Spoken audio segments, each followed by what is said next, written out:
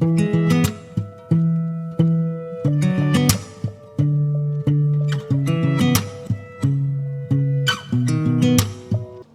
Students, welcome back to the HD YouTube channel. आज हम आपके लिए एक बहुत सा टॉपिक लेकर आए हैं, वो भी हिंदी ग्रामर से रिलेटेड।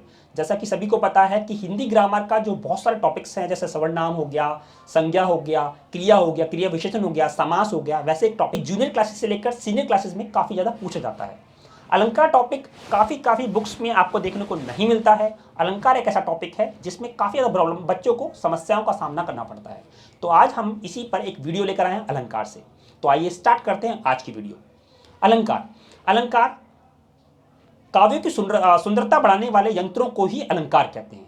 हम काव्यों को, जो कविताएं हैं, उनकी सुंदरता बढ़ाने के लिए अलंकारों का प्रयोग करते हैं। जिस प्रकार मनुष्य अपनी सुंदरता बढ़ाने के लिए विभिन्न आभूषणों का प्रयोग करता है, उसी प्रकार हम काव्यों की सुंदरता बढ़ाने के लिए अलंकारों का प्रयोग करते हैं।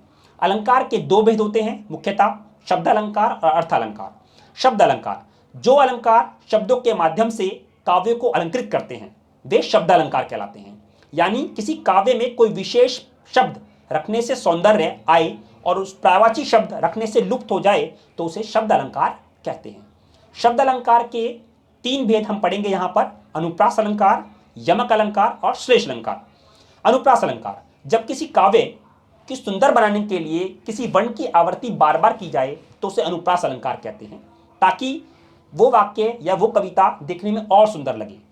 जैसे चारू चंद्र की चंचल किरणें खेल रही थी जंथल में, यहाँ पे च वर्ण की आवृत्ति बार बार की गई है, इसलिए यहाँ पर अनुप्रास अलंकार है। नेक्स्ट एग्जांपल हम लेते हैं: मधुर मधुर मुस्कान मनोहर, मनुज वेश का उजियाला। यहाँ पे म वर्ण की आवृत्ति बार बार की गई है, यहाँ पर इसलिए अनुप्रास अलंकार है। नेक्स्ट एग्जांपल लेते हैं हम: कल कानन कुंडल मोर पखा उर्पा बनमाल विराजती है। यहाँ पे क वर्ण की आवृत्ति बार बार है, इसलिए यहां पर भी अनुप्रास अलंकार का प्रयोग किया गया है। नेक्स्ट जो हमारा अलंकार है वो है यमक अलंकार। जिस प्रकार अनुप्रास अलंकार में किसी एक वर्ण की आवृत्ति होती है, उसी प्रकार यमक अलंकार में किसी काव्य की सुंदरता बढ़ाने के लिए या उसका सौंदर्य बढ़ाने के लिए एक ही शब्द की बार बार आवृत्ति होती है, मतलब एक एक शब्द का प्रयोग बार बार होता है। दो बार प्रयोग किए गए शब्द का अर्थ अलग हो जाता है, उसे यमक अलंकार कहते हैं। जैसे उदाहरण के तौर पर काली घटा का घमन घटा, यहाँ पे घटा शब्द का बार बार प्रयोग किया गया है, दो बार प्रयोग किया गया है। पहले घटा का मतलब है यहाँ पे वर्ष काल, समय, और दूसरे घटा का मतलब है यहाँ पे बादल। तो इसका मतलब एक ही शब्द बार बार प्रयोग किया गया है और दोनों के अर्थ भिन्न भिन्न है, इसलिए यहाँ पर यमक अलंकार है। हम दूसरा उदाहरण लेते हैं यहाँ पे: कनक कनक ते सो गुनी मादकता अधिकाय, या खाए बोरात नर या पाए बोराय। इस पद में कनक शब्द का अर्थ बार बार प्रयोग किया गया है। पहले प्रथम में कनक का अर्थ है सोना और दूसरे कनक का अर्थ है धतूरा, अतः कनक शब्द का प्रयोग यहाँ पर दो बार होता है और दोनों के अर्थ भिन्न भिन्न है, इसलिए यहाँ पर अलंकार की, यमक अलंकार की छटा देखने को मिलती है। नेक्स्ट एग्जाम्पल अब लेते हैं: माला फेरत जग गया, फिर न मन का फेर, कर का मन का डारी दे, मन का फेर। उपयुक्त उदाहरण में आपको मन का शब्द दो बार देखने के लिए मिलेगा। पहले बार मन का आशय है यहाँ पे माला के मोती से है और दूसरी बार मन का अर्थ है मन की भावनाओं से, इसलिए यहाँ पे मन का शब्द के दो बार प्रयोग किए गए हैं और दोनों के बार अर्थ इनके भिन्न भिन्न हैं, इसलिए यहाँ पर आपका ये यमक अलंकार की छटा देखने को मिलती है। नेक्स्ट आपका अलंकार है यहाँ पे श्लेष अलंकार। श्लेष अलंकार ऊपर दिए गए जो हमने दो उदाहरण पढ़े, दो अलंकार पढ़े, उनसे काफी अलग है। श्लेष अलंकार में एक ही शब्द के भिन्न भिन्न अर्थ होते हैं। जैसे अगर हम यहाँ पे एग्जाम्पल ले: रहीमन पानी राखिए बिन पानी सब सून, पानी गए ना उबरे मोई मानसन चून। इस दोहे में रहीम ने पानी का प्रयोग तीन अर्थों से किया है। पानी का पहला अर्थ है यहाँ पर मनुष्य के संदर्भ से है, जिसका मतलब है विनम्रता, सहनशीलता। रहीम कहते हैं कि मनुष्य में हमेशा विनम्रता यानी पानी होना चाहिए। और पानी का दूसरा अर्थ है आभा, तेज और चमक, जिसके बिना मोती का कोई मूल्य नहीं होता। और पानी का तीसरा अर्थ यहाँ पे जल से है, जैसे आटे से जोड़कर दर्शाया गया है। रहीम कहना चाहते हैं कि जिस तरह आटे का अस्तित्व पानी के बिना नरम नहीं हो सकता और मोती का मूल्य उसकी आभा के बिना नहीं हो सकता, उसी तरह मनुष्य को भी अपने व्यवहार में पानी रखना चाहिए, मतलब विनम्र रहना चाहिए, जिसके बिना उसका मूल्यहान होना आवश्यक है। अतः यह उदाहरण श्लेष अलंकार के अंतर्गत आता है। दूसरा उदाहरण लेते हैं: जे रहीम गति दीप की, कुल कपूत गति सोए, बारे उजारी करे बड़े अंधेरे होए। जैसा कि आप ऊपर उदाहरण में देख सकते हैं कि रहीम जी ने दोहे के द्वारा दिए और कुपुत्र के चरित्र को एक साथ दर्शाया है। रहीम जी कहते हैं कि शुरू में दोनों ही उजाला करते हैं, लेकिन बढ़ने पर अंधेरा हो जाता है। यहां बड़े शब्द से दो भिन्न अर्थ निकल सकते हैं। पहला, दीप के संदर्भ में बढ़ने का मतलब है बुझ जाना, जिससे अंधेरा हो जाता है। कुपुत्र के संदर्भ में बढ़ने का मतलब है बड़ा हो जाना। बड़े होने पर कुपुत्र कुकर्म करता है, जिससे परिवार में अंधेरा छा जाता है। एक ही शब्द के यहां पर दो भिन्न अर्थ निकलते हैं, इसलिए यहां पर श्लेष अलंकार आता है। तो नेक्स्ट हमारा जो टॉपिक है वो है अर्थ अलंकार। अर्थ अलंकार क्या है? जब किसी वाक्य का सौंदर्य उसके अर्थ पर आधारित होता है, उसे हम अर्थ अलंकार कहते हैं। अर्थ अलंकार के यहाँ पे 5 भेद हम पढ़ेंगे: उपमा अलंकार, रूपक अलंकार, उत्प्रेक्षा अलंकार, अतिशोक्ति अलंकार और मानविक अलंकार। उपमा अलंकार, उप का अर्थ है समीप से और पा का अर्थ है तोलना या देखना। अतः जब दो भिन्न वस्तुओं में समानता देखी जाती है तो उसमें उपमा अलंकार आता है। जैसे कर कमल सा कोमल है, जहां पैरों को कमल के समान बताया गया है, अतः यहां पर उपमा अलंकार है। दूसरा उदाहरण लेते हैं, पीपर पात सरिस मन डोला। तो यहां पर इस उपयुक्त उदाहरण में मन को पीपल के पत्ते की तरह हिलता हुआ बताया गया है। इस उदाहरण में मन उपमेय है और पीपर पात उपमान है।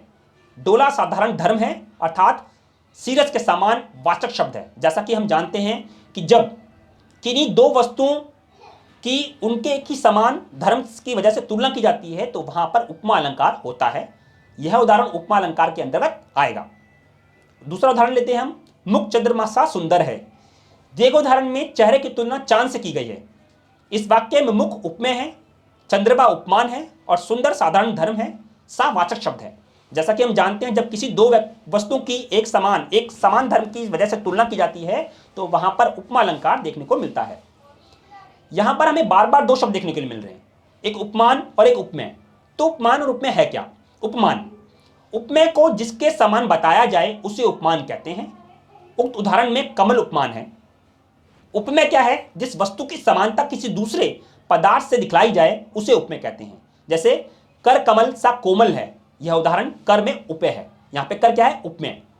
ठीक है, तो नेक्स्ट हम लेते हैं आपका अलंकार रूपक अलंकार। जब उपमान और उपमेय में अभिन्नता या अभेद दिखाया जाए तब वह रूपक अलंकार कहलाता है। जैसे मैया मैं तो चंद्र खिलौनों ले, ऊपर दिए उदाहरण में चंद्रमा और खिलौने में समानता न दिखाकर चांद को ही खिलौना बोल दिया गया है, तो यहां पर यह रूपक अलंकार होगा। दूसरा एग्जाम्पल हम लेते हैं, चरण कमल बंदो हरियाई। उपरोक्त उदाहरण में चरणों को कमल के समान न दिखाकर चरणों को ही कोमल बोल दिया गया है। यह रूपक अलंकार के उदाहरण ही अंतर्गत ही आएगा। नेक्स्ट आपका लेते हैं उत्प्रेक्षा अलंकार। जहां उपमेय में उपमान के होने की संभावना का वर्णन हो वहां उत्प्रेक्षा अलंकार आता है। और यहां पर उत्प्रेक्षा अलंकार को देखना या समझना बहुत ही आसान है, क्योंकि जिन कविताओं में इन शब्दों का प्रयोग होता है, जैसे मनु, जनु, मेरे जानते, मनहु, मानो, निश्चय, इव आदि का प्रयोग होता है, वहां पर आपको आसानी से देखने को मिलेगा कि वहां पर उत्प्रेक्षा अलंकार ही होगा। जैसे उदाहरण, मुख मानो चंद्रमा है। ऊपर दिए गए उदाहरण में मुख के चंद्रमा होने की संभावना का वर्णन हो रहा है, तो उक्त वाक्य में मानो भी प्रयोग किया गया है, तो यहां पर उत्प्रेक्षा अलंकार है। दूसरा उदाहरण लेते हैं, सिर फट गया उसका वही, मानो अरुण रंग का घड़ा हो। दिए गए उदाहरण में सिर की लाल रंग का घड़ा होने की कल्पना की जा रही है। यहां सिर उपमेय है और लाल रंग का कपड़ा उपमान है, तो उपमेय में उपमान के होने की कल्पना जब की जाती है तो उसे उत्प्रेक्षा अलंकार ही कहते हैं। नेक्स्ट आपका अलंकार है यहां पे अतिशोक्ति अलंकार। अतिशोक्ति अलंकार क्या है? जब किसी बात का वर्णन आप बड़ा चढ़कर करो तो वहां पर अतिशोक्ति अलंकार का प्रयोग किया जाता है। जैसे उदाहरण के तौर पर, आगे नदियां पड़ी अपार, घोड़ा कैसे उतरे पार, राणा ने सोचा इस पार, तब तक चेतक था उस पार।